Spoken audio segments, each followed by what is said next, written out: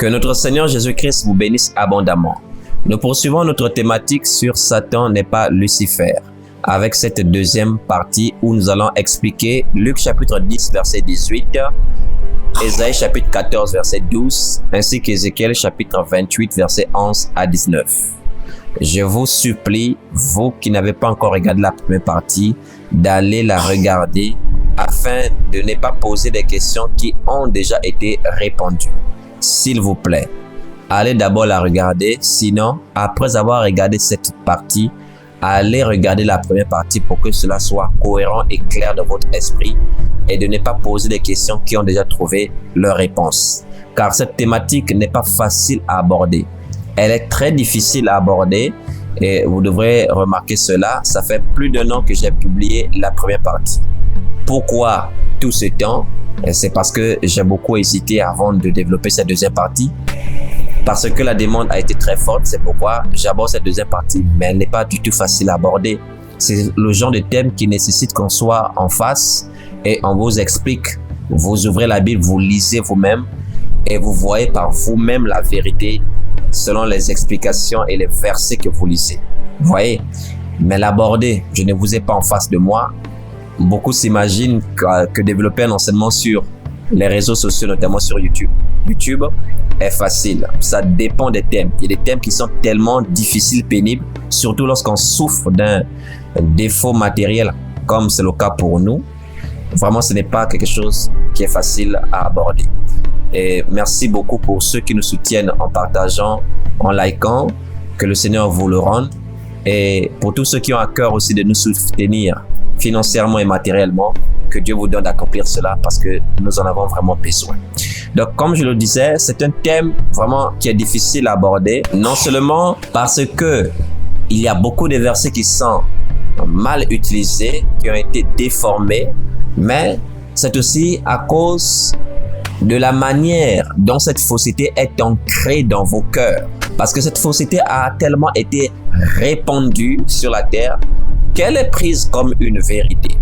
Mais écoutez-moi très bien, ce n'est pas parce que quelque chose est populaire que c'est la vérité. Je suis désolé. Nous vivons dans un monde où le mensonge, où les ténèbres ont plus de disciples que la lumière et la vérité. Est-ce que vous comprenez? Donc, quand une théorie est trop popularisée, au contraire, vous devrez vous mettre sur vos gardes. Et nous allons commencer par Colossiens chapitre 2, verset 8. Il est écrit: « Prenez garde que personne ne fasse de vous sa proie par la philosophie et par une vaine tromperie, s'appuyant sur la tradition des hommes, sur les rudiments du monde et non sur Christ. » Amen. Prenez garde que personne ne fasse de vous sa proie par la philosophie.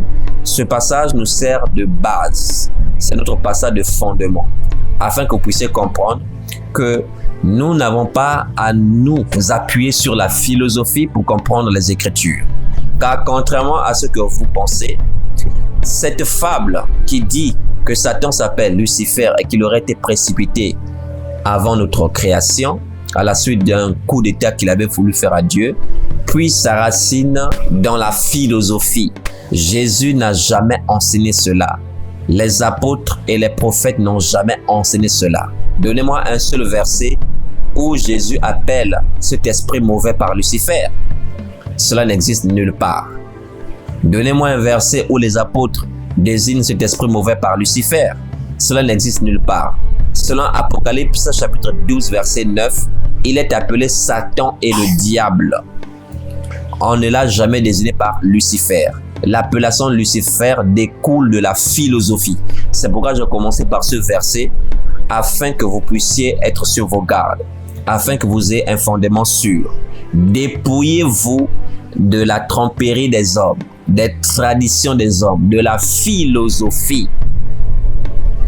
Et si la chute de Satan a lieu avant notre création, comment expliquez-vous que dans Job, chapitre 1, versets 6 à 7, Satan se présente au ciel en présence de Dieu? Il est au milieu des fils de Dieu et Dieu lui pose la question: d'où viens-tu? Et il répond: de parcourir la terre et de m'y promener.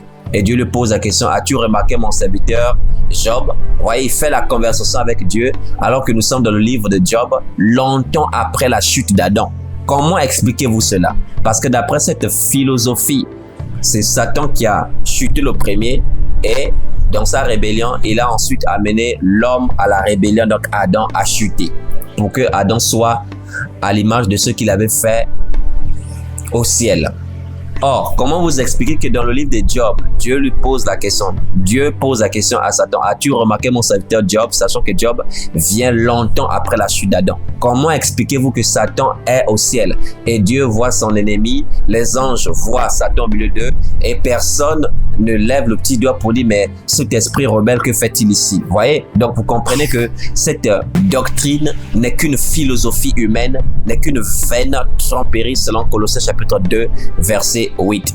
Et je vous l'ai dit, Apocalypse chapitre 12, qui parle du combat de Michael et ses anges contre le diable. Et ces anges, c'est très bien expliqué dans la première partie. On situe cela à partir du sacrifice de Christ et non pas d'une chute qui aurait lieu à la suite d'une rébellion au ciel. Que Dieu vous éclaire. Donc nous allons ouvrir le premier passage de notre deuxième partie que nous allons recadrer pour rétablir la vérité. C'est Luc chapitre 10, verset 18.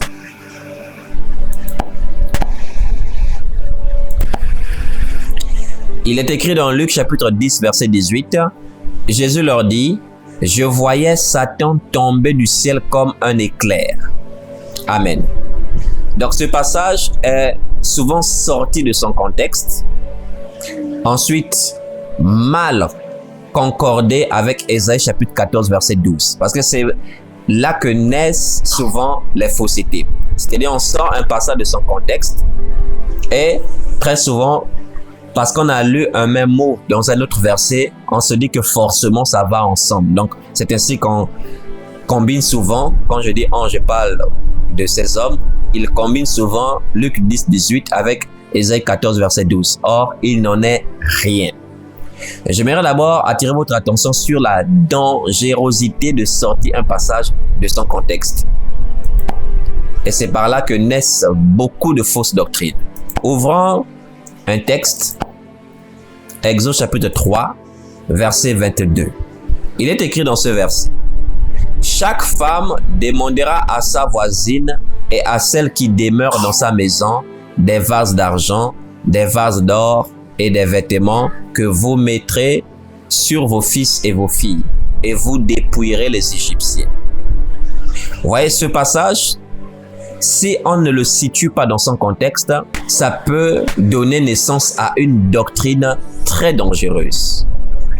On pourrait par exemple penser à travers ce passage que Dieu nous encourage à voler, puisqu'il dit « vous dépouillerez les Égyptiens ». On pourrait penser que Dieu nous encourage à demander à notre voisine ou à celle qui vit dans notre maison des vases d'argent, des vases d'or et des vêtements qu'on devrait mettre sur nos fils et nos filles. Vous voyez, on pourrait donner toutes sortes d'interprétations si on sort ce passage de son contexte. Dieu nous encourage-t-il à dépouiller les Égyptiens, donc ceux du monde? Non. Or, quel est le contexte de ce passage? C'est Dieu qui envoie Moïse libérer son peuple en Égypte. Et nous savons qu'Israël a souffert pendant des années en esclavage. Donc on faisait travailler Israël sans lui payer quelque chose.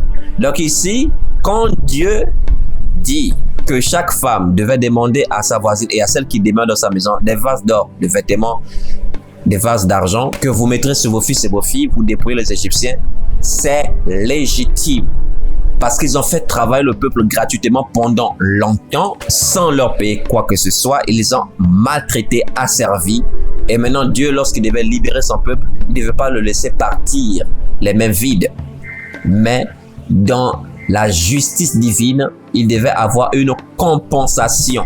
C'est ça la vérité quand on situe les choses dans leur contexte. Vous voyez, il en est de même pour les passages que nous allons utiliser aujourd'hui. Revenons à Luc chapitre 10.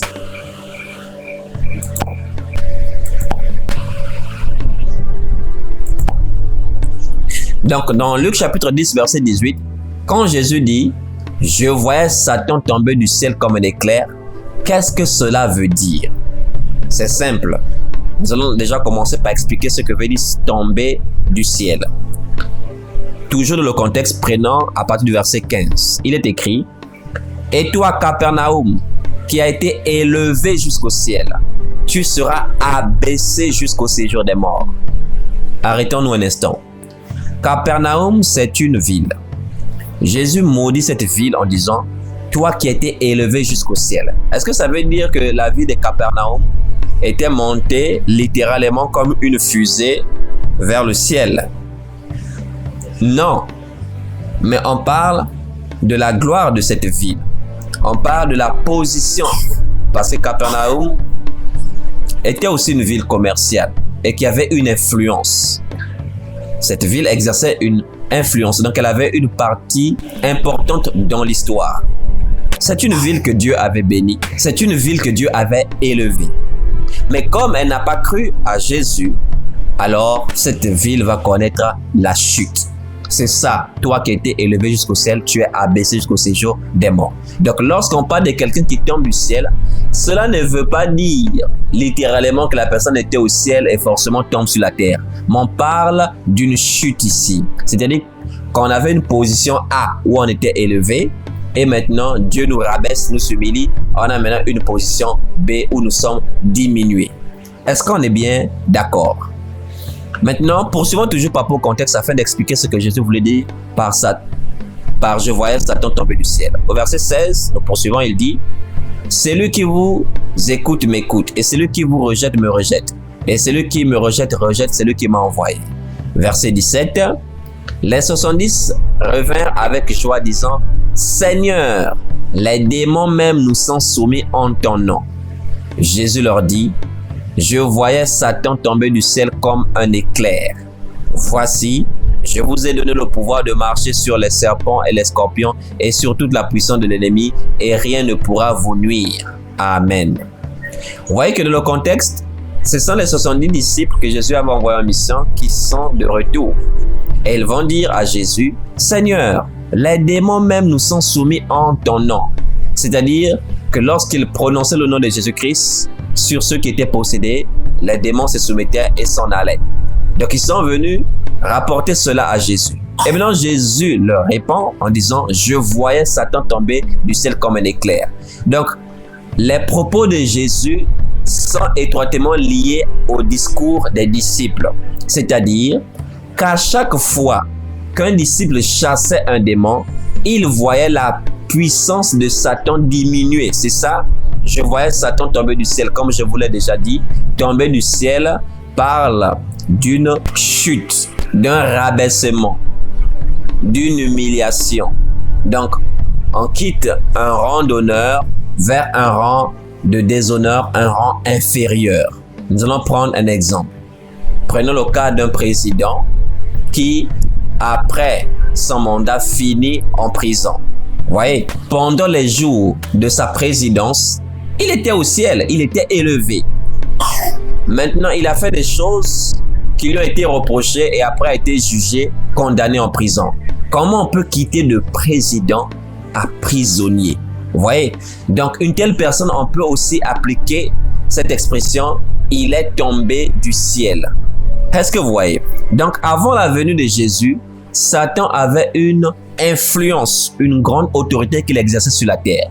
Maintenant, voilà, Jésus donne son autorité à ses disciples, et ceci en menant le pouvoir de chasser les démons. Donc, l'autorité du diable a diminué. C'est en cela que Jésus dit: Je voyais Satan tomber du ciel. Si vous n'êtes toujours pas convaincu, je vais vous poser la question suivante. Jésus a-t-il dit: Je vis Satan tomber du ciel, ou bien je voyais? Jésus a-t-il dit: J'ai vu ou je voyais? Est-ce qu'il a utilisé le passé composé, c'est-à-dire j'ai vu? Est-ce qu'il a utilisé le passé simple, c'est-à-dire je vis? Quel temps a-t-il utilisé? Il a dit: Je voyais. C'est quel temps? C'est l'imparfait. Les temps ont leur sens aussi. Je voyais. L'imparfait parle de la répétition. Donc, cela ne s'est pas produit qu'une fois. S'il avait dit: Je vis, on aurait pris ça pour une seule action définitive. Ou j'ai vu. Mais il dit: Je voyais. Est-ce que vous comprenez? Le Seigneur ne parle pas en vain. Donc cela s'est répété, c'est-à-dire à chaque fois que l'un des disciples chassait les démons, il voyait Satan rabaisser, Satan incliner, Satan, sa puissance qui diminuait et le règne de Jésus qui était en train de s'étendre. Est-ce que vous comprenez maintenant? Donc c'est cela le vrai sens. Bon, maintenant, si vous voulez demeurer dans la tromperie des hommes, dans la tradition des hommes, ça c'est votre affaire. Mais nous nous efforçons par la grâce de Dieu de rétablir la vérité. Et nous allons maintenant passer au deuxième passage, c'est Ésaïe. Ésaïe chapitre 14, verset 12, qui est aussi souvent combiné avec Luc chapitre 10 que nous avons déjà lu. Et pour ceux qui ne sont pas toujours convaincus, qui se disent « Je voyais Satan tomber du ciel, c'est la chute avant le monde », je vous rappelle la question que j'ai posée au début et que j'ai posée dans la première partie de cet enseignement. Si Satan fut précipité du ciel avant la fondation du monde, alors comment expliquez-vous Job chapitre 1, verset 6 à 7? Comment vous l'expliquez Satan qui se présente au milieu des fils de Dieu et qui converse, qui parle avec Dieu? Comment vous expliquez cela? Et ce n'est pas tout. Dans Luc chapitre 22, verset 31, Jésus qui dit à Pierre, « Simon, Simon, Satan vous a réclamé. » Vous voyez? Donc avant que le sacrifice de Christ ne s'accomplisse, Satan avait la possibilité d'accuser Job, de réclamer Pierre, de nous accuser. Or, après le sacrifice de Christ, il a connu une chute lamentable. C'est pourquoi on pose la question, qui accusera les élus de Dieu? Luc chapitre 8, verset 33. Car ce mot Satan signifie adversaire. C'est lui qui nous accusait auprès de Dieu. Maintenant que Jésus est mort pour nous, ce rôle a pris fin. Qui peut encore accuser les élus de Dieu? Personne, parce que l'accusateur a été précipité, il a été vaincu par l'œuvre de Christ à la croix, selon Colossiens chapitre 2, verset 15. C'est ça la vérité. Expliquons maintenant Ésaïe chapitre 14, verset 12. Il est écrit: « Te voilà tombé du ciel, astre brillant, fils de l'aurore. Tu es abattu à terre, toi le vainqueur des nations. » Vous voyez, lorsqu'on s'arrête à ce niveau, on se dit, ah, effectivement, ça parle de la chute. Et ils disent d'un ange déchu. Et pourquoi le disent-ils? À cause d'une version de Bible qui est King James, qui a traduit astre brillant ici par Lucifer. Et ce que vous devez savoir, c'est que King James, à ce niveau, n'a pas traduit en fonction de l'hébreu, mais il a traduit en fonction du latin. Et nous allons ouvrir la Bible latine, traduction de Saint Jérôme, un autre prédicateur de la fausseté, qui a fait cette traduction dans la Bible qu'on appelle la Vulgate. Et lorsque je vais ouvrir cette Bible, vous allez remarquer vous-même que le terme Lucifer n'apparaît pas que dans Ésaïe 14, verset 12. Allons-y d'abord l'ouvrir.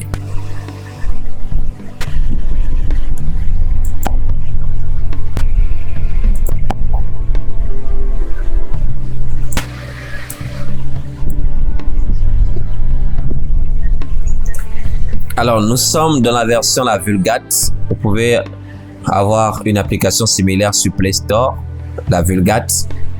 Vous voyez, dans Ésaïe chapitre 14, verset 12, version la Vulgate, c'est mentionné Lucifer. Et remarquez très bien que le L n'est même pas en majuscule, excepté dans les versions un peu révisées modernes. Mais normalement, le terme n'est pas en majuscule, Lucifer ici. Mais si vous lisez en King James, il a repris ça comme un nom propre. En fait, Lucifer est correct par rapport au latin. Par rapport au latin, pourquoi? Parce que astre brillant que nous avons lu dans Ésaïe 14, verset 12, dans la langue latine, peut être traduit par Lucifer. Ce mot Lucifer signifie simplement porteur de lumière. Écoutez bien. Donc, de la passation de l'hébreu vers le latin, c'est correct. Parce que astre brillant peut être traduit par Lucifer en latin, mais avec petit l, comme on vient de le voir ici. Je vais vous donner un autre passage, toujours dans la Vulgate ici, afin que vous puissiez comprendre que ce n'est pas le seul verset où la Vulgate a placé le mot Lucifer. Il y a un autre verset où il a même placé cela par rapport à Jésus. Et ça peut vous scandaliser, mais c'est la vérité. Ouvrons cela.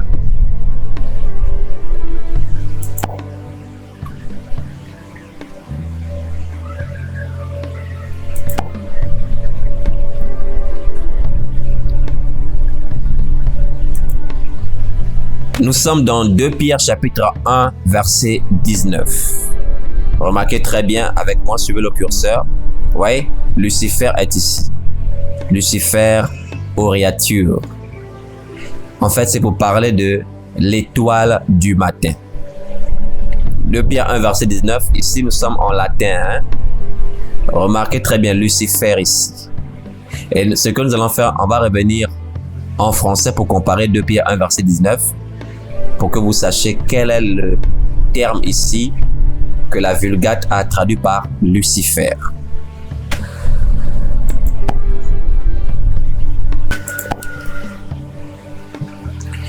Nous sommes dans la version française, 2 Pierre 1 verset 19, il est écrit « Et nous tenons pour d'autant plus certaine la parole prophétique à laquelle vous faites bien de prêter attention comme à une lampe qui brille dans un lieu obscur, jusqu'à ce que le jour vienne apparaître et que l'étoile du matin se lève dans vos cœurs. » Vous voyez, l'étoile du matin. Donc c'est l'étoile du matin ici qui doit se lever dans nos cœurs, qu'on a vu dans la Vulgate où on a parlé de Lucifer. Vous voyez que la Vulgate a utilisé Lucifer dans Ésaïe 14 verset 12. Mais il a aussi utilisé Lucifer dans 2 Pierre chapitre 1 verset 19. Bon, maintenant, vous qui dites que Lucifer c'est Satan, écoutez bien, vous qui dites que Lucifer c'est Satan, en vous basant d'Ésaïe chapitre 14 verset 12, vous savez ce que ça veut dire? Ça veut dire aussi que dans 2 Pierre chapitre 1 verset 19, il est question de Satan. En d'autres termes, nous allons reprendre la lecture en remplaçant l'étoile du matin ici par Satan. Il est écrit « Et nous tenons pour d'autant plus certaine la parole prophétique à laquelle vous faites bien de prêter attention, comme à une lampe qui brille dans un lieu obscur, jusqu'à ce que le jour vienne apparaître et que Satan, Lucifer, Satan se lève dans vos cœurs. » Est-ce que nous pouvons dire une telle chose? Jusqu'à ce que le jour vienne apparaître et que Satan se lève dans vos cœurs.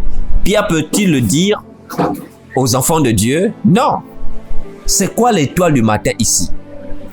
Vous voyez que astre brillant dans Ésaïe 14, verset 12, parce que l'étoile, c'est un astre. Dans Ésaïe 14, verset 12, version Louis II que j'utilise, c'est marqué astre brillant. Et l'astre brillant, c'est l'étoile effectivement du matin, qui peut être traduit par Lucifer en latin.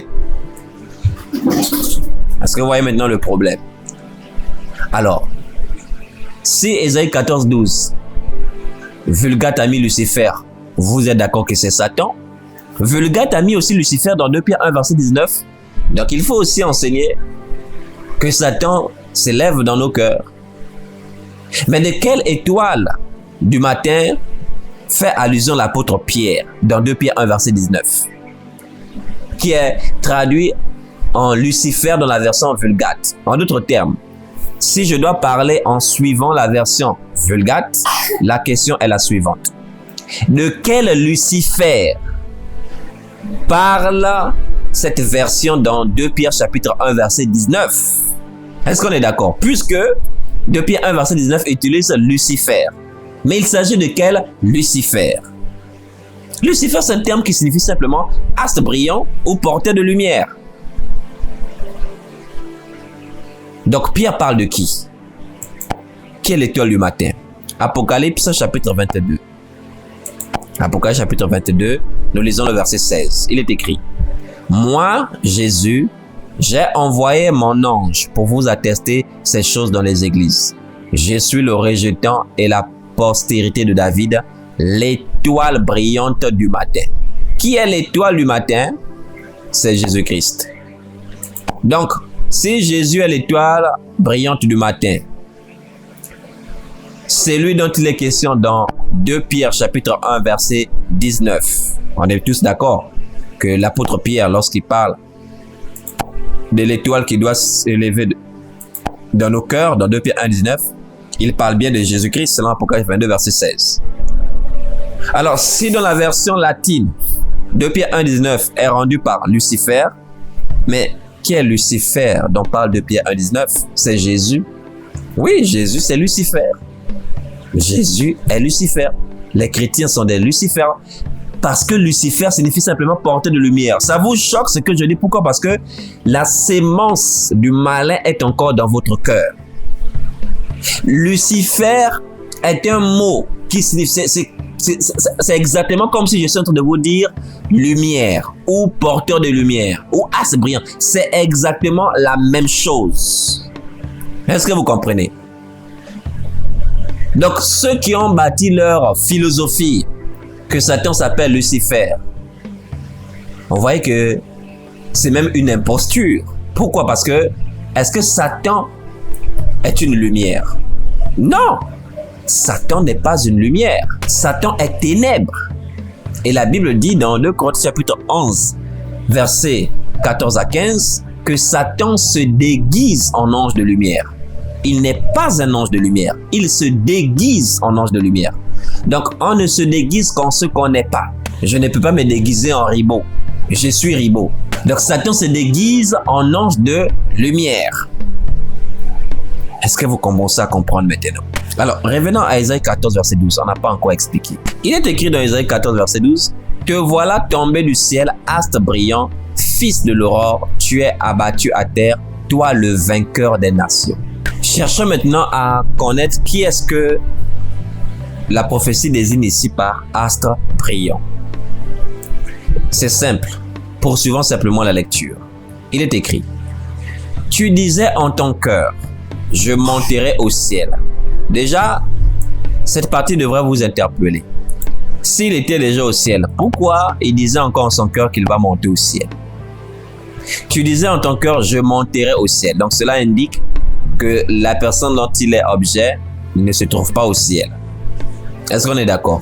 Parce que si on est au ciel, on ne peut pas dire encore, je vais monter au ciel. Et nous allons d'ailleurs même remonter pour que vous puissiez mieux comprendre. Je vous conseillerais de lire cette prophétie à partir du verset 3 normalement. On n'aura pas le temps de tout lire. Mais comme je sais que beaucoup parmi vous, lorsqu'on vous recommande des versets, vous n'allez pas les lire, je vais faire la lecture et vous allez supporter de m'écouter. Donc je remonte à partir du verset 3. Il est écrit, « Et quand l'Éternel t'aura donné du repos, après tes fatigues et tes agitations, et après la dure servitude qui te fut imposée, alors tu prononceras ce chant sur le roi de Babylone. » Soulignons cela. Sur qui? Le roi de Babylone.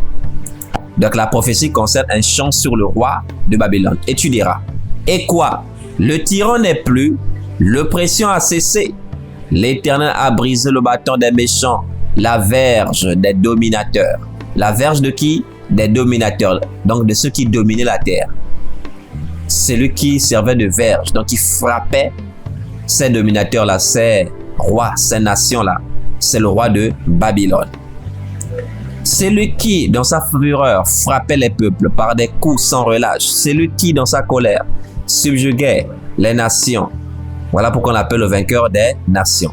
Est poursuivi son ménagement. Vous voyez, maintenant c'est à son tour de subir le jugement. Toute la terre jouit du repos et de la paix. On éclate en chant d'allégresse. Les cyprès même, les cèdres du Liban se réjouissent de ta chute. Ah, voyez, te voilà tomber du ciel, c'est quoi? La chute. Et je vous l'ai déjà dit, que ça ne veut pas dire littéralement quelqu'un au ciel après tombe comme un météorite sur la terre. Donc cette chute-là, c'est la chute du roi de Babylone qui conquérait les nations, qui faisait trembler les nations, qui était le vainqueur des nations, qui avait une position élevée. L'Écriture l'appelle même le roi des rois, mais qui a connu une chute. Dieu maintenant qui décide de le juger. Si vous lisez Ézéchiel chapitre 26 verset 7, on appelle le roi de Babylone le roi des rois. Vous comprenez? Le vainqueur des nations, le roi des rois, parce qu'il avait conquis les nations. Il faisait trembler les nations. Donc cela n'a rien avec un soi-disant Lucifer au ciel. Et nous poursuivons notre lecture au verset 9. Le séjour des morts s'émeut jusque dans ses profondeurs pour t'accueillir à ton arrivée. Oui, donc il doit descendre où? Au séjour des morts. Le séjour des morts. Il n'y a aucun verset qui dit que le diable ira dans le séjour des morts. On sait que le séjour des morts, c'est là où vont les êtres humains après avoir vécu sur la terre. La prophétie dit, le séjour des morts s'émeut jusqu'à dans ses profondeurs pour t'accueillir à ton arrivée. Donc, vous voyez qu'il s'agit bien d'un homme. Il réveille devant toi les ombres, tous les grands de la terre. Il fait lever de leur trône tous les rois des nations. Tous prennent la parole pour te dire, toi aussi tu es sans force comme nous. Tu es devenu semblable à nous. Ta magnificence, vous voyez, ta magnificence est descendue dans le séjour des morts. On va mettre cela en surbrillance. Ta magnificence est descendue dans le séjour des morts. Avec le sang de tes luttes, sous toi est une couche de verre et les vers sont ta couverture. Te voilà tombé du ciel, astre brillant. Vous voyez, on l'appelle astre brillant à cause de sa magnificence. Il était élevé. On l'appelait le roi des rois. Ézéchiel 26, verset 7. Il avait tous ces honneurs-là. Donc, il était semblable à un astre brillant. Vous voyez, ce n'est pas littéral. C'est une comparaison. On le compare à un astre lumineux. Le roi de Babylone. Donc, cela n'a rien avec ce que les philosophes vous ont raconté. Nous reprenons le verset 12. Te voilà tombé du ciel, astre brillant, fils de l'aurore. Tu es abattu à terre, toi le vainqueur des nations. Pourquoi? Parce que Nebuchadnezzar a conquis les nations. Il faisait trembler les nations. On a vu cela plus haut. Et je vous ai cité Ézéchiel 26, verset 7 qui dit qu'il est le roi des rois. Tu disais en ton cœur, je monterai au ciel. Vous voyez, donc ça montre qu'il n'était pas au ciel. Je monterai au ciel. Je lèverai mon trône au-dessus des étoiles de Dieu. Je m'assierai sur la montagne de l'assemblée à l'extrémité du septentrion. Poursuivons au verset 14. Vous allez comprendre qu'il s'agit bien d'un homme. On dit, je monterai sur le sommet des nues. Je serai semblable au Très-Haut. Mais tu as été précipité dans le séjour des morts. Vous voyez, tu as été précipité dans le séjour des morts, dans les profondeurs de la fosse. Ceux qui te voient fixent sur toi leur regard. Ils te considèrent attentivement. Est-ce là cet homme? Ah, soulignez bien cela. Cet homme. Est-ce là cet homme qui faisait trembler la terre, qui ébranlait les royaumes? Donc, il s'agit de qui? Il s'agit d'un homme. Donc, c'était un homme qui est le roi de Babylone, qui était tellement élevé. Et son élévation a fini par engendrer en lui l'orgueil. Pourquoi? Parce qu'il a voulu se faire semblable au Très-Haut. Vous voyez? Donc, puisqu'il était le roi des rois, il avait conquis les royaumes, il était la verge des dominateurs, donc il se prenait maintenant pour Dieu sur la terre. Est-ce que vous voyez? Donc, il voulait maintenant se faire semblable au Très-Haut. Son cœur s'est élevé jusqu'à Dieu. Son orgueil s'est élevé. Et voilà pourquoi Dieu décide de le frapper, de le juger à cause de son orgueil. Est-ce que vous comprenez? Prenons le passage où le prophète Daniel le dit clairement. Donc, le passage que nous allons utiliser sert aussi à expliquer Ésaïe 14 que nous venons de lire. Nous allons prendre Daniel, chapitre 5. Nous allons lire à partir du verset 18.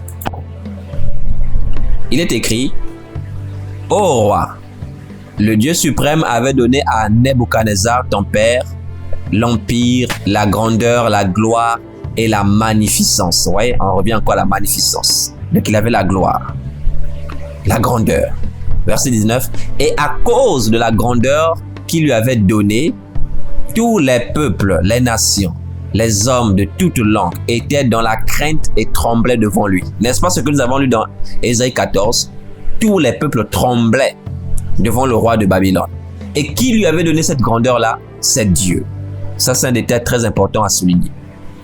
Le roi faisait mourir ceux qu'il voulait, vous voyez, et il laissait la vie à ceux qu'il voulait. Il élevait ceux qu'il voulait et il abaissait ceux qu'il voulait. Donc, vous voyez, il se prenait maintenant pour Dieu.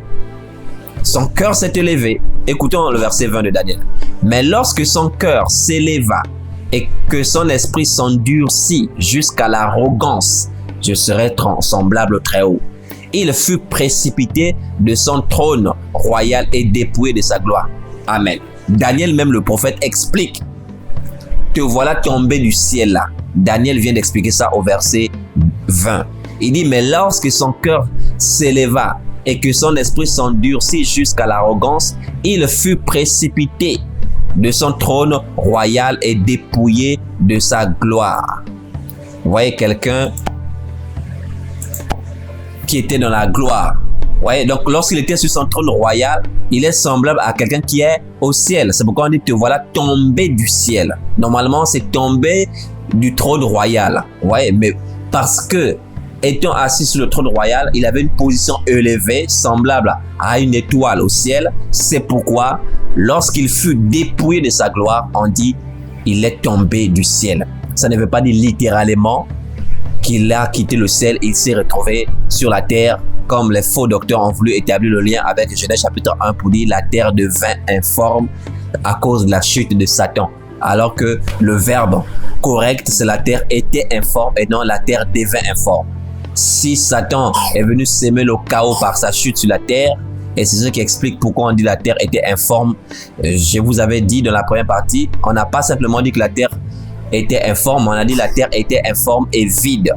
Vide. Donc cela montre que si la terre est devenue, dites-nous bibliquement de quoi est-ce que la terre était remplie avant que Satan ne tombe pour qu'elle devienne vide. Je vous l'ai dit, elle tire cette doctrine, ses racines dans la philosophie, dans la tromperie, la tradition des hommes. Cela n'a rien de la vérité en Dieu. Nous poursuivons, on va nous donner des détails sur sa chute. On dit au verset 21, « Il fut chassé du milieu des enfants des hommes. Son cœur devint semblable à celui des bêtes, et sa demeure fut avec les ânes sauvages. On lui donna comme au bœuf de l'herbe à manger, et son corps fut trempé de la rosée du ciel, jusqu'à ce qu'il reconnut que le Dieu suprême domine sur le règne des hommes et qu'il le donne à qui il lui plaît. » Vous comprenez?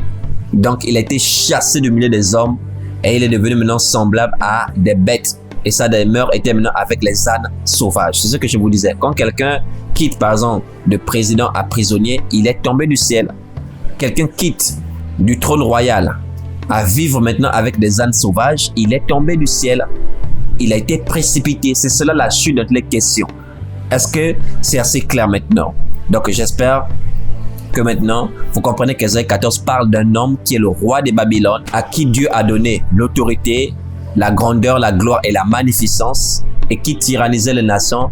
Et maintenant, dans le cœur s'est enflé, voulant se faire semblable à Dieu, avec maintenant droit de vie et de mort sur tous, droit d'élever, de rabaisser qu'il veut. Son cœur s'est élevé, voulant se faire égal à Dieu. Alors, Dieu l'a précipité, donc Dieu l'a fait tomber. Il était comparable lorsqu'il était assis sur son trône à un astre brillant. Est-ce que vous voyez? Mais n'est pas littéralement un astre brillant. Que Dieu vous bénisse encore. Maintenant, allons-y prendre le texte qui fait couler beaucoup d'encre et de salive. C'est Ézéchiel chapitre 28.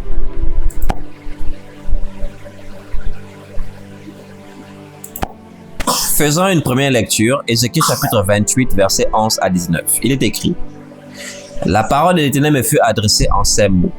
Fils de l'homme, prononce une complainte sur le roi de Tyr. Tu lui diras, ainsi parle le Seigneur l'Éternel. Tu mettais le sceau à la perfection, tu étais plein de sagesse, parfait en beauté, tu étais en Éden, le jardin de Dieu. Tu étais couvert de toute espèce de pierres précieuses, de sardoine, de topaz, de diamant, de chrysolite, d'onyx, de jaspe, de saphir, d'escarboucle, d'émeraude et d'or. Tes tambourins et tes flûtes étaient à ton service, préparés pour le jour où tu fus créé. Tu étais un chérubin protecteur aux ailes déployées. Je t'avais placé et tu étais sur la sainte montagne de Dieu. Tu marchais au milieu des pierres étincelantes. Tu étais intègre dans tes voies depuis le jour où tu fus créé jusqu'à celui où l'iniquité a été trouvée chez toi. Par la grandeur de ton commerce, tu as été rempli de violence et tu as péché. Je te précipite de la montagne de Dieu et je te fais disparaître, chérubin protecteur, du milieu des pierres étincelantes. Ton cœur s'est élevé à cause de ta beauté, tu as corrompu ta sagesse par ton éclat. Je te jette par terre, je te livre en spectacle au roi. Par la multitude de tes iniquités, par l'injustice de ton commerce, tu as profané tes sanctuaires. Je fais sortir du milieu de toi un feu qui te dévore. Je te réduis en cendres sur la terre, aux yeux de tous ceux qui te regardent. Tous ceux qui te connaissent parmi les peuples sont dans la stupeur à cause de toi. Tu es réduit au néant, tu ne seras plus à jamais. Amen. Donc c'est ce passage qui est pris et en bâtit toute une philosophie dessus. Satan était un bel ange. C'était le plus beau des anges. Il était au service de Dieu en tant que musicien. Il était le chef de la chorale, chef de la musique. Et Dieu l'avait tellement bien créé qu'il s'est confié en sa beauté et s'est dit, mais tiens, je peux prendre la place de Dieu. Et il a voulu détrôner Dieu. Et alors, il a entraîné un tiers des anges dans son coup d'état et qui sont devenus des anges déchus. Une fois de plus, cette affaire de un tiers des anges, j'ai déjà expliqué cela dans la première partie. Si vous n'avez pas encore regardé, allez regarder. Ouais, donc on se sert de ce texte pour justifier cette fausseté. Alors maintenant, expliquons les choses. Est-ce que cette prophétie s'adresse à un esprit qu'on appellerait Lucifer? Ou est-ce que cette prophétie s'adresse à un homme? Comme celle que nous avons vue dans Ésaïe chapitre 14, verset 12. Cette prophétie-là s'adresse à un homme.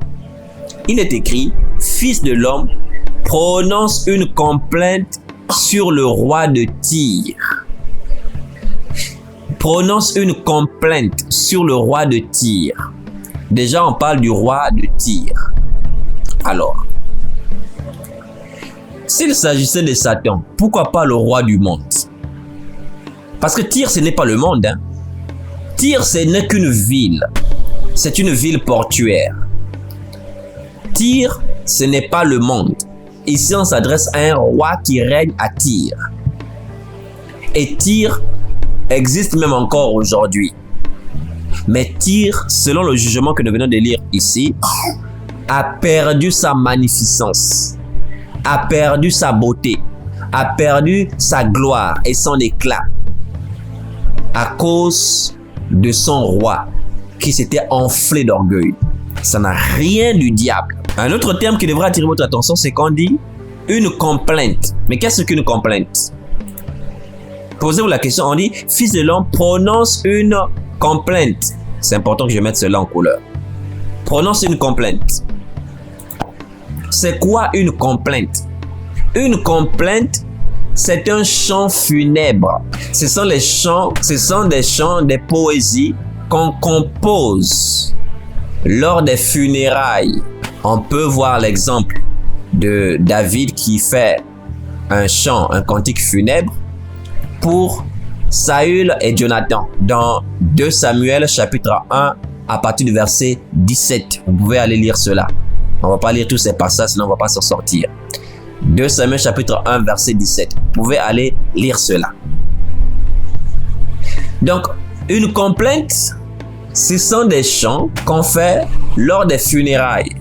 Lorsqu'on parle de la mort de quelqu'un. Mais ici, on dit prononce une complainte sur le roi de Tyr. Mais le diable agit toujours. Le diable n'est pas mort. Le diable agit toujours. Le diable agit toujours.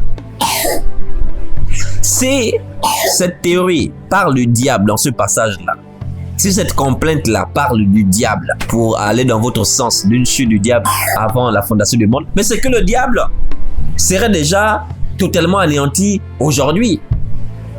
C'est que le diable n'existe plus. Or, le roi dont il est question là, on dit prononce une complainte sur le roi de Tyr. Ce roi-là est mort. Ce roi-là est mort. Mais le diable n'est pas mort. La complainte, c'est pour les hommes qui meurent. Ou maintenant une complainte pour les esprits.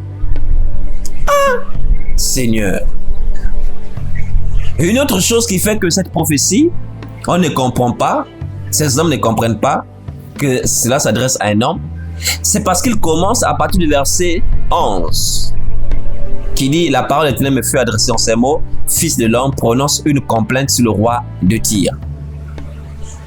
C'est-à-dire qu'il pense que les premiers versets concernent un autre personnage. Je prends le verset 1 de la même prophétie, Ézéchiel 28, verset 1. La parole de l'Éternel me fut adressée en ces mots. Verset 2. Fils de l'homme, dis au prince de Tyr, ainsi parle le Seigneur l'Éternel. Ton cœur s'est élevé et tu as dit, je suis Dieu. Je suis assis sur le ciel de Dieu, au sein des mers. Toi, tu es homme et non Dieu. Et tu prends ta volonté pour la volonté de Dieu. Vous voyez? Donc ici, on s'adresse à qui? À un homme. Toi, tu es homme. et non Dieu. On n'a pas dit toi tu es esprit. Toi tu es homme. Donc, celui dont il est question, c'est un homme qui se prend pour Dieu. Le diable n'est pas un homme. Ça, il faut bien le savoir. Maintenant, si ces hommes ont séparé, ont coupé cette prophétie, c'est parce qu'ils ont lu ici prince. Prince de Tyr. Et ils disent, voilà, les premiers versets concernent le prince de Tyr, mais le verset 12 concerne le roi de Tyr. Donc pour eux, il ne peut pas s'agir de la même personne. Mais détrompez-vous, il s'agit bien du même personnage. Il s'agit très bien du même personnage. C'est parce que vous n'avez pas un lexique biblique. Vous n'avez pas un vocabulaire biblique. Dans la Bible, les mots ne s'expliquent pas avec le dictionnaire. Le dictionnaire peut vous induire en erreur. Je ne suis pas en train de dire que le dictionnaire est une mauvaise chose. Si ça peut aider à certains niveaux, mais à d'autres niveaux, si vous basez entièrement sur le dictionnaire pour expliquer les mots bibliques, mais vous êtes champion dans des fausses doctrines. Je vous l'apprends. Vous voyez? Donc dans la Bible, un prince est appelé aussi roi, ou encore un roi est appelé aussi prince. Parce que ce mot prince-là signifie chef, souverain. En hébreu, ça ne veut pas dire comme vous le pensez en français forcément le fils d'un roi. Non, ça signifie un souverain, un commandant, un chef. Prenons un exemple dans la loi de Dieu.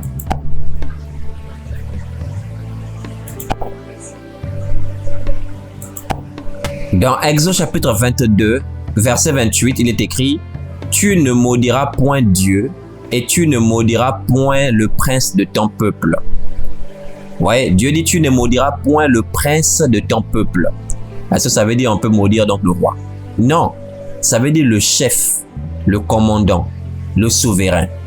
Et si vous avez une bonne culture biblique, vous devrez savoir que l'apôtre Paul avait utilisé cette partie de la loi pour s'adresser au Sanhédrin. Dans Actes des Apôtres chapitre 22, précisément au verset 3, où après avoir traité le souverain sacrificateur de sépulcre blanchi, il lui a dit « Ah, je ne savais pas que c'était le souverain sacrificateur parce qu'il a dit « Tu ne maudiras point le prince de ton peuple. » Ouais, l'apôtre Paul a repris ce passage pour l'appliquer au souverain sacrificateur. On dit bien souverain sacrificateur. Donc c'est un souverain, c'est un prince. Non pas que le souverain sacrificateur est le fils du roi. D'ailleurs, je vous apprends, si vous l'ignorez, qu'en ce temps en Israël, il n'y avait pas de roi. C'était les Romains qui régnaient, qui dominaient Israël. Donc il n'y avait pas de roi. Et l'apôtre Paul a pris Exode 22, verset 28 pour l'appliquer au souverain sacrificateur. Parce que prince du peuple signifie souverain, signifie chef. Est-ce que vous comprenez? Prenons un autre exemple avec notre Seigneur Jésus. Ouvrons Apocalypse chapitre 1.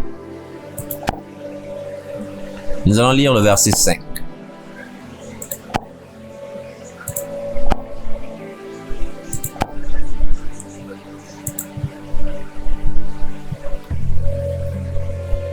Il est écrit dans Apocalypse chapitre 1 verset 5 « Et de la part de Jésus-Christ, le témoin fidèle, le premier-né des morts et le prince des rois de la terre. » Vous voyez?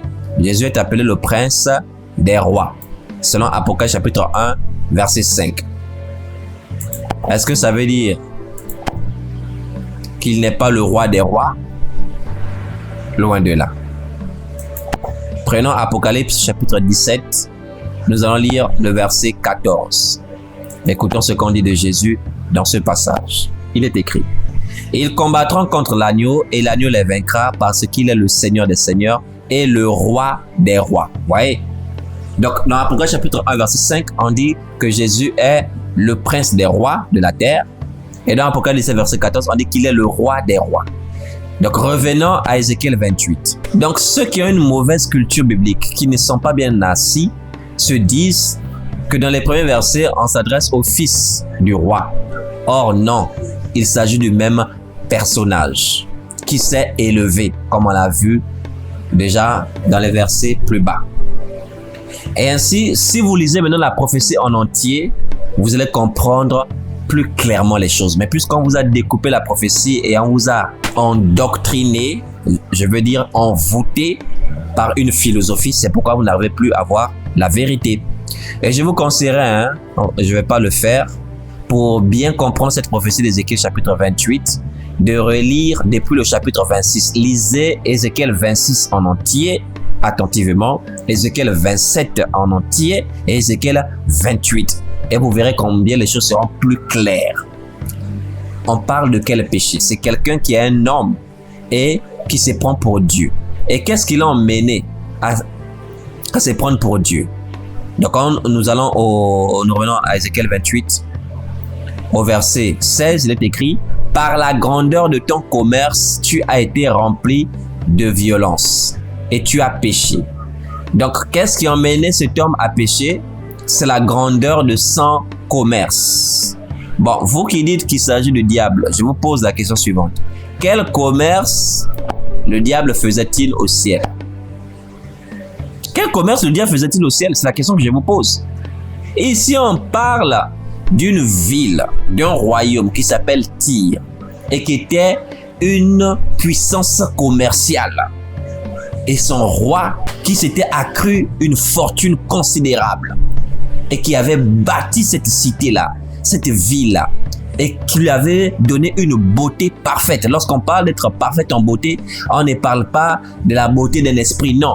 On parle d'une ville qui avait été bien construite en ce temps-là, un peu comme si vous regarderez les images de Tokyo aujourd'hui ou des grandes villes modernes et se les comparer avec d'autres villes qui ne sont pas encore développées.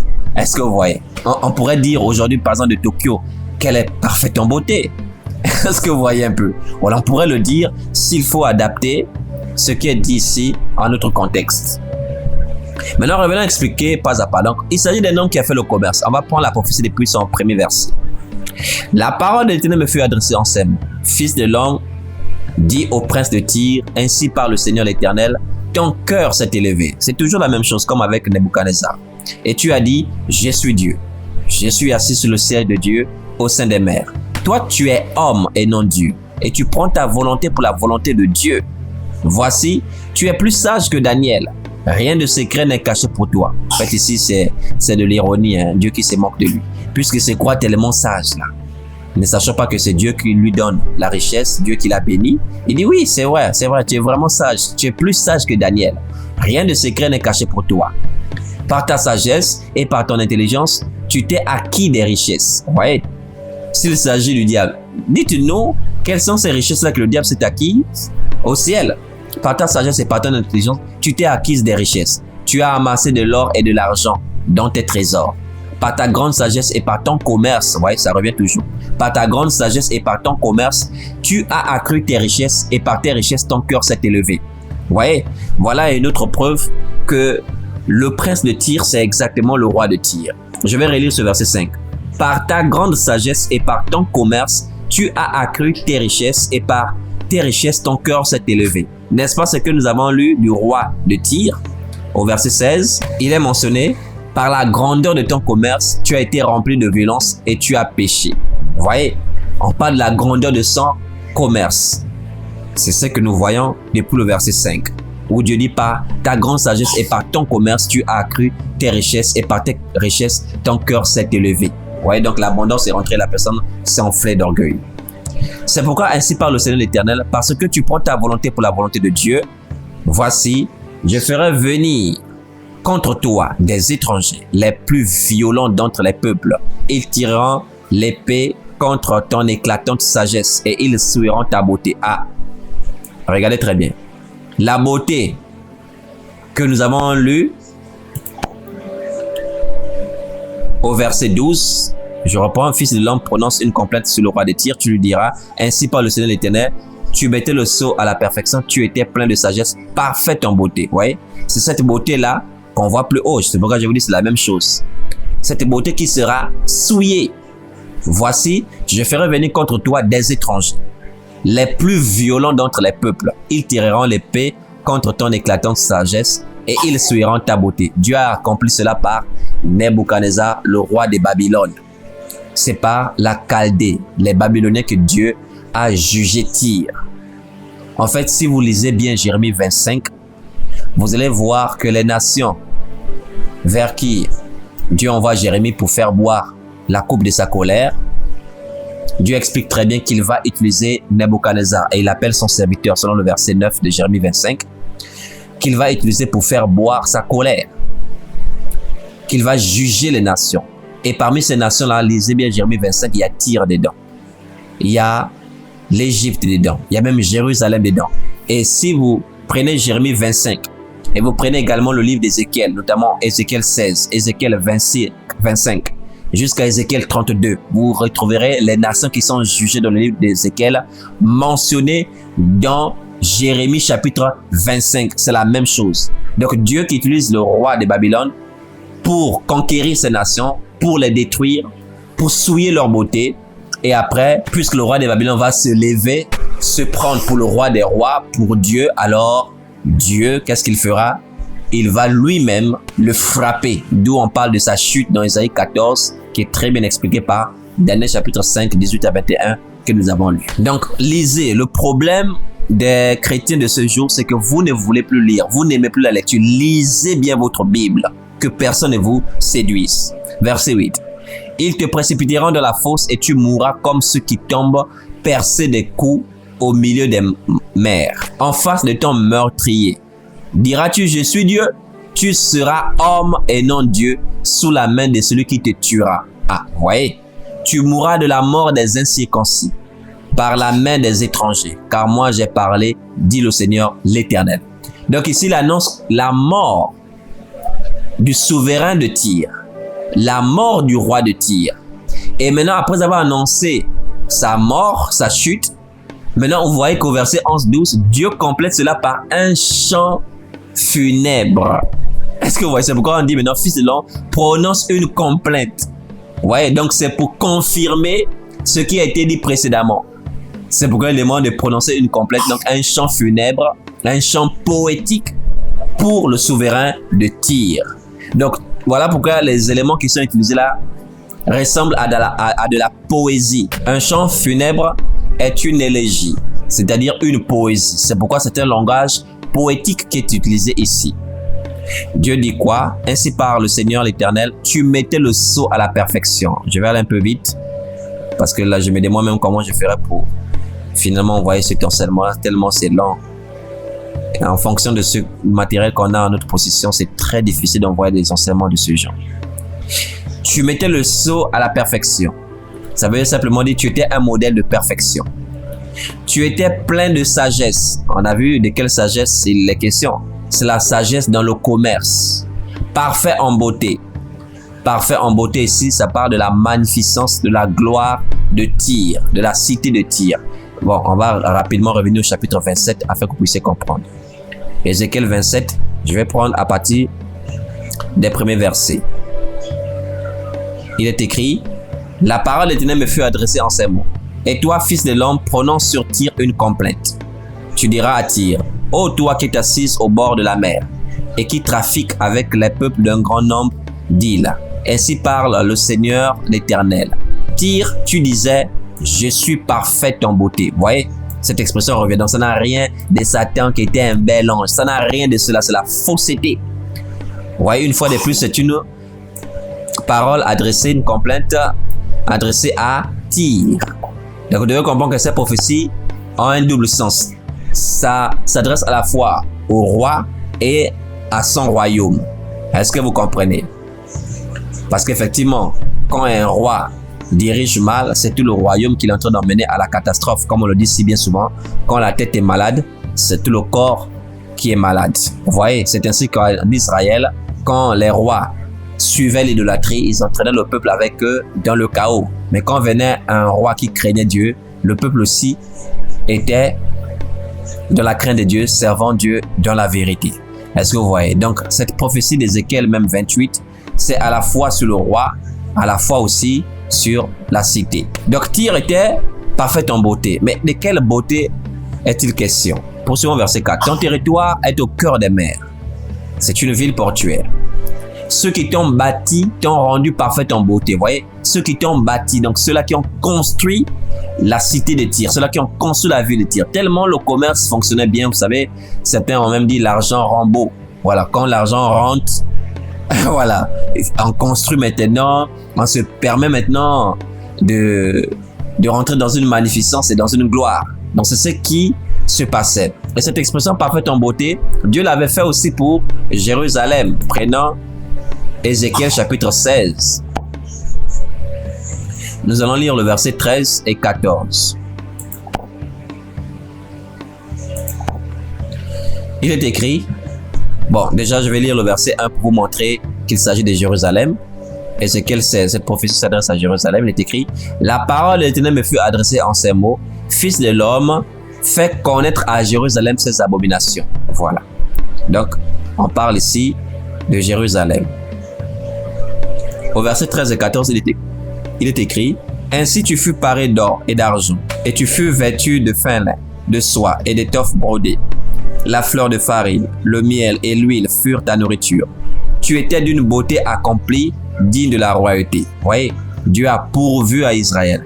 Dieu a enrichi Israël. Dieu a béni Israël. Et Dieu dit, Israël était d'une beauté accomplie. C'est-à-dire d'une beauté parfaite, digne de la royauté. Écoutez bien le verset 14. Et ta renommée se répandit parmi les nations à cause de ta beauté, car elle était parfaite. Vous voyez, grâce à l'éclat dont je t'avais orné, dit le Seigneur l'Éternel. Donc, quand une ville est magnifique, on dit qu'elle est parfaite en beauté. Ça n'a rien de Satan qui était un bel ange. Maintenant, nous passons à Ézéchiel 28, verset 13. Tu étais en Éden, le jardin de Dieu. Voilà ce qui égare beaucoup de personnes. Tu étais couvert de toute espèce de pierres précieuses, de sardoine, de topaz, de diamants, de chrysolite, d'onyx, de jaspe, de saphir, d'escarboucle, d'émeraude et d'or. Tes tambourins et tes flûtes étaient à ton service, préparés pour le jour où tu fus créé. Bien, allons-y pas à pas. Tu étais en Éden, le jardin de Dieu, et tu étais couvert de toute espèce de pierres précieuses. Ici, on cite 10 espèces de pierres précieuses. Or, si vous revenez dans Genèse chapitre 2, à partir du verset 8, vous verrez très bien que dans le jardin d'Éden, il n'y avait pas toutes ces pierres-là qui sont mentionnées ici. Si vous êtes honnête avec vous-même, vous ne verrez pas toutes ces pierres-là mentionnées ici. Bien. Donc, quand certains ont lu « Tu étais en Éden », ils n'ont pas compris que c'est une complainte. Donc, on emploie ici une élégie. C'est un chant funèbre, un langage poétique. Ils ont pensé que littéralement, cette personne était dans le jardin d'Éden. Ça, c'est mal comprendre les Écritures. Nous allons ouvrir un autre texte. Ézéchiel chapitre 31, où Dieu utilise exactement la même expression pour la Syrie.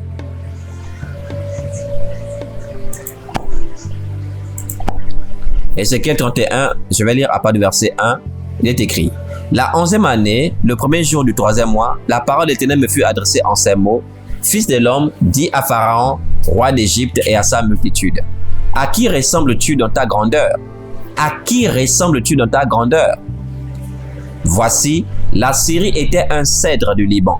Ses branches étaient belles, son feuillage était touffu, sa tige élevée et sa cime s'élançait au milieu des péramos. Je vous laisserai lire toute la prophétie. On va sauter pour le verset 7. Vous voyez, on compare ici le roi d'Égypte à la Syrie. À qui ressembles-tu dans ta grandeur? Et Dieu nous fait comprendre qu'il ressemble à la Syrie, qui était semblable à un arbre. Poursuivons verset 7. Il était beau par sa grandeur, donc on parle toujours de la Syrie, cet arbre-là. Il était beau par sa grandeur, par l'étendue de ses branches, car ses racines plongeaient dans des eaux abondantes. Les cèdres du jardin de Dieu ne le surpassaient point. Les cyprès n'égalaient point ses branches, et les platanes n'étaient point comme ses rameaux. Aucun arbre du jardin de Dieu ne lui était comparable en beauté. Ah ouais, on revient encore à la beauté et on parle encore du jardin de Dieu ici. Est-ce que vous me direz qu'il s'agit du jardin où était Adam? Non, c'est un langage toujours poétique. Est-ce que vous voyez? Donc on compare ici la Syrie à un arbre du jardin de Dieu.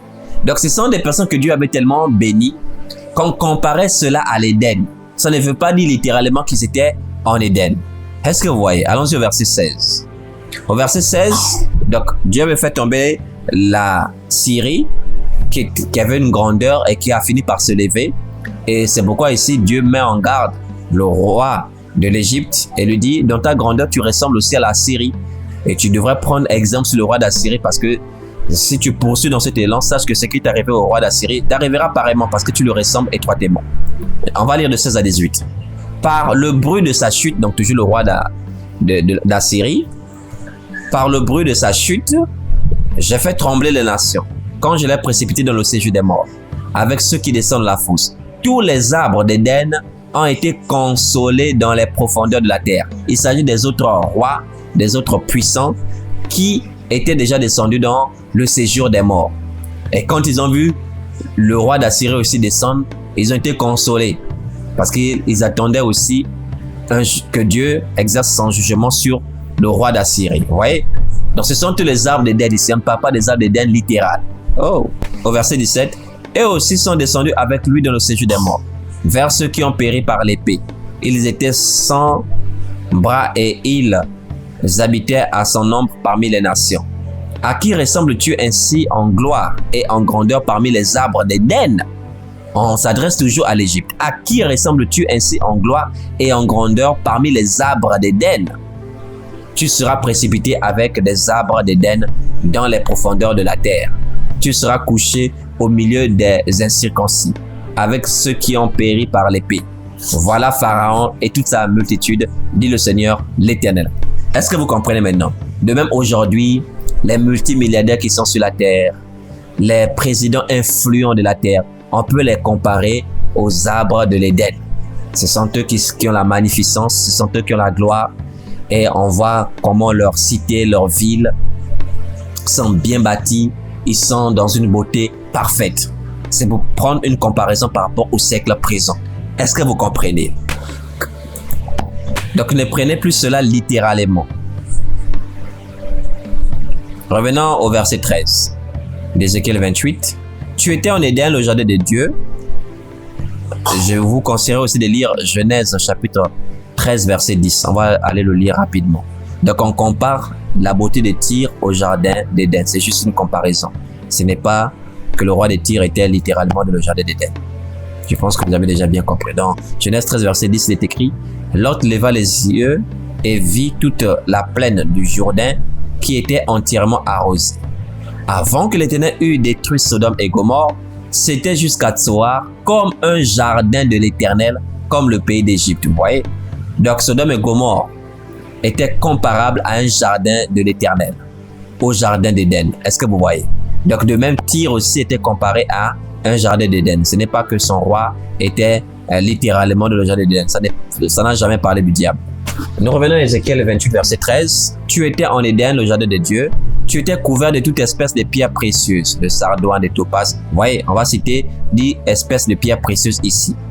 Et je vous l'ai dit, allez comparer avec Genèse 2 à partir de 8.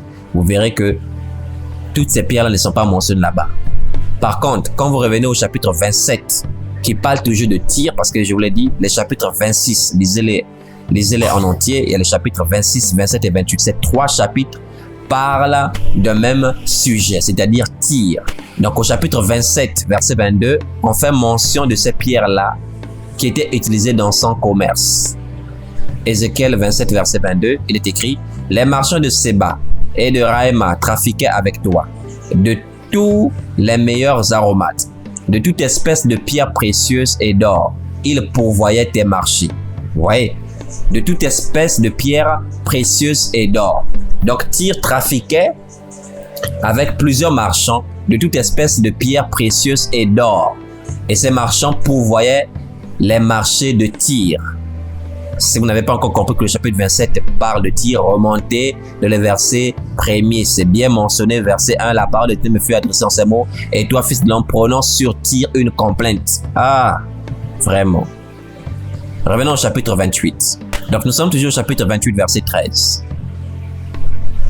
Donc après la mention des pierres précieuses, il est écrit: Tes tambourins et tes flûtes étaient à ton service, préparés pour le jour où tu fus créé. Et ils ont dit: le diable était le chef de la chorale. Vraiment, Seigneur, c'est dur, hein? Tes tambourins et tes flûtes étaient à ton service, préparés pour le jour où tu fus créé. Ce que beaucoup ne savent pas, c'est qu'à l'époque, lorsqu'on construisait une cité, une ville, une muraille, il y avait des dédicaces qui étaient accompagnées. lorsqu'on venait de bâtir une ville ou même une muraille. C'était une création. Et on devait dédicacer avec des chants, avec de l'ambiance. Est-ce que vous voyez? Donc, quand on a conçu Tyr, parce que quand Tyr a commencé à trafiquer et à se faire fortune, donc, ils ont vraiment reconstruit considérablement, convenablement cette cité-là, cette ville-là, ce royaume. Est-ce que vous voyez? Et après, ils ont fait des festins de dédicaces. Pour que vous puissiez comprendre, nous allons prendre une image avec Néhémie. Néhémie chapitre 12. Nous allons lire le verset 27. Il est écrit: lors de la dédicace des murailles de Jérusalem, on appela les Lévites de tous les lieux qu'ils habitaient et on les fit venir à Jérusalem, afin de célébrer la dédicace et la fête par des louanges et par des chants au son des cymbales, des luttes et des harpes. Vous voyez, il y a la mention des instruments de musique. Ça, c'était lors de la dédicace des murailles de Jérusalem qu'ils avaient rebâti. Donc, c'est la même chose avec Tyr. Lorsqu'on a conçu Tyr, lors de sa création, donc on parle de la construction de Tyr, il y a eu la dédicace, une fête accompagnée par des tambourins. Et cela avait déjà été préparé pour le jour de sa création. Est-ce que vous voyez? Alors, nous passons au verset 14 maintenant. Tu étais un chérubin protecteur aux ailes déployées. C'est là où le chaos technique avait été donné.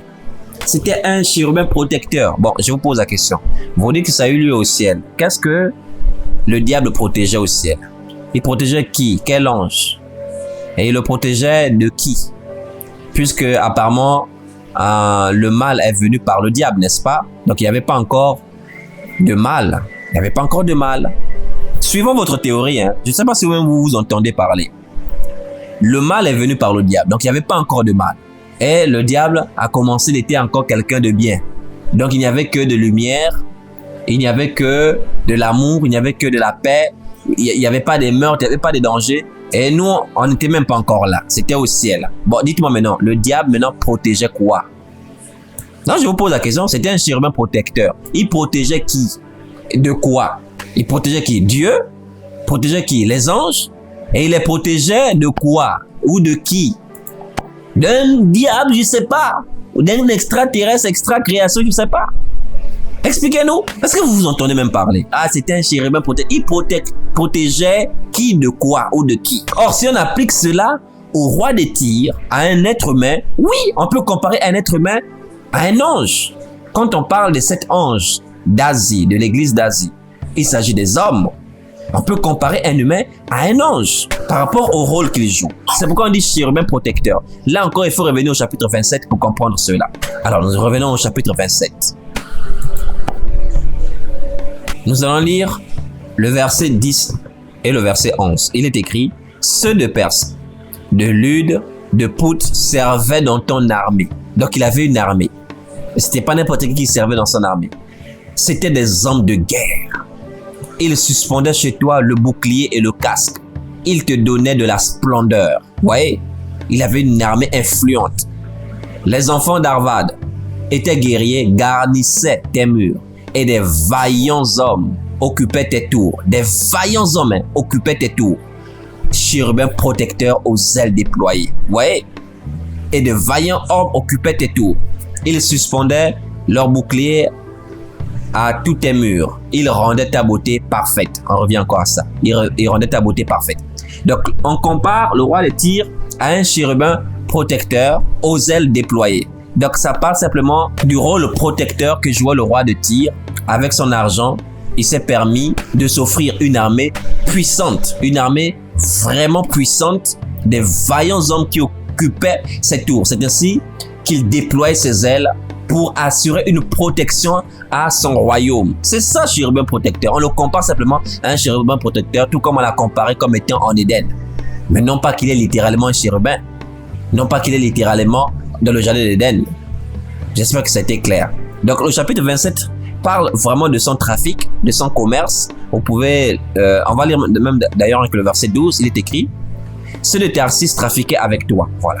Trafiquer, c'est quoi? C'est le commerce. Ceux de Tarsis trafiquait avec toi à cause de tous les biens que tu avais en abondance, d'argent, de fer, d'étain et de plomb. Il pourvoyait tes marchés, vous voyez.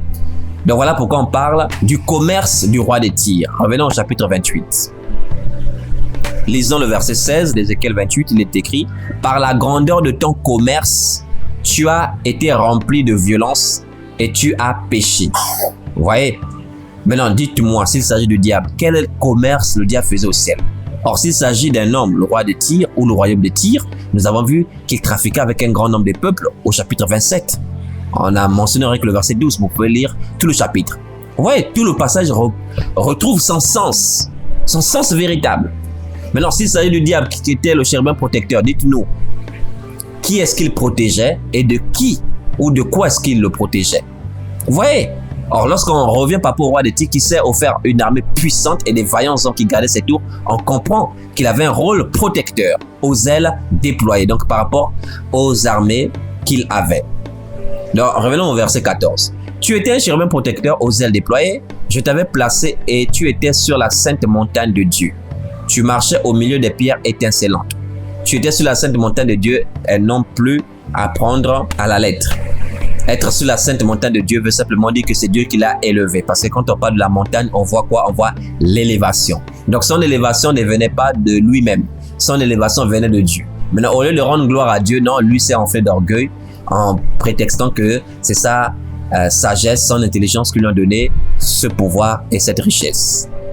Et quand Dieu dit, tu marchais au milieu des pierres étincelantes, qu'est-ce que ça veut dire? Prenons Ésaïe chapitre 23 verset 9 pour expliquer cela rapidement. Et notez que dans Ésaïe 23, on parle aussi de Tyr. Je vais commencer au verset 8, c'est mieux. Il est écrit, qui a pris cette résolution contre Tyr, la dispensatrice des couronnes, elle dont les marchands étaient des princes, dont les commerçants étaient les plus riches de la terre. Ah, vous voyez? Donc, on parle de la grandeur du commerce de Tyr, une fois de plus, chez le prophète Ésaïe. Écoutons le verset 9. Donc, on dit qui a pris cette résolution. Il s'agit de quelle résolution? De détruire Tyr. Verset 9, on dit, c'est l'Éternel des armées qui a pris cette résolution pour blesser l'orgueil de tout ce qui brille. Les pierres étincelantes. Tout ce qui brille. Pour humilier tous les grands de la terre. Ah! Donc, les grands de la terre sont comparés à ceux qui brillent. Les grands de la terre sont comparés aux pierres étincelantes. Donc, on dit de Tyr qu'il marchait au milieu des pierres étincelantes. Donc, ces pierres étincelantes, ce sont les grands de la terre. Dieu les a tellement élevés qu'ils ressemblaient à des astres brillants, comme on l'a vu dans Ésaïe 14, verset 12. Astres brillants. On les comparait à des astres brillants. On les compare à des pierres étincelantes. Et si on dit que Tyr marchait au milieu d'eux, le milieu représente une position de choix, une position d'honneur. Est-ce que vous voyez?